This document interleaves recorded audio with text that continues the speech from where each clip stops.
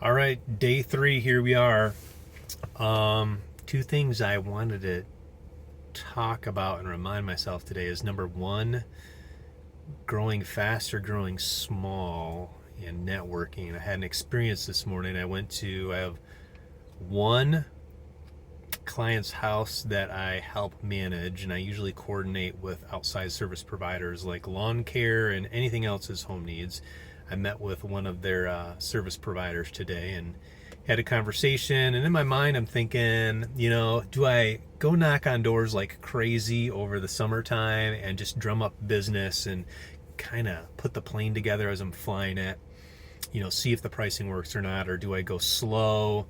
Do I count on this client making them super happy with the service to the point where they want to recommend me to their friends, and or ask them, would you feel comfortable recommending me to friends if the conversation comes up? And it was encouraging today because talking to the service provider today for their lawn care, they happen to know a lot of people, and this lawn care business is not a mom and pop's lawn service. I mean, they rake in millions and millions every year, doing lawns and landscape and snow removal and everything you can imagine in my area. Well, they know a lot of people, and I happen to know the guy who, the supervisor, we went to high school together, good guy. And just talking with them, realizing like they know a lot of people too. So I think there's a lot of power in networking. And even though I want this business to take off kind of quickly, and I head back to work and school in a couple of weeks, and then we have the summertime, then I head back in the fall. I really wanted to make sure that this home management system business was up and running by then, but it may not be. And is that okay? Is that okay to take another year or two to grow slow, to kind of get my feet under myself? I don't know. I mean, I don't know. I feel like I've read some places where businesses grow too fast, too soon, and like I said, I don't have a need to be like a multi-million dollar business. Just really supporting my family.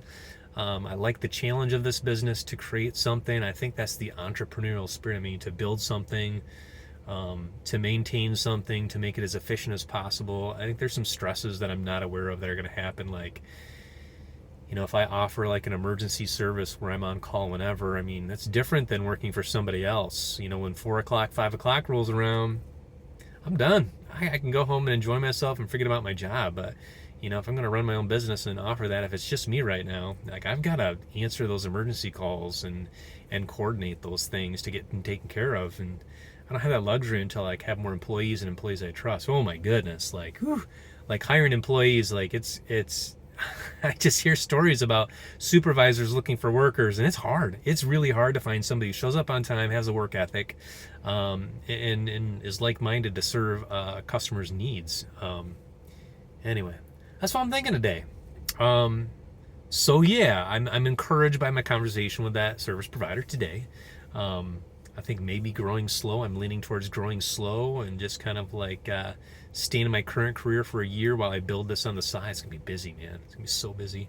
We'll see. We'll see. It's just a lot of testing right now and seeing what works and what doesn't work, making contacts, and the client that I have now, making sure that I turn that into a business that I'm going to want to replicate to other people and give them the service that I think they should probably have. So that's it. Those are my thoughts, and it's day 3. We are just cruising along, aren't we?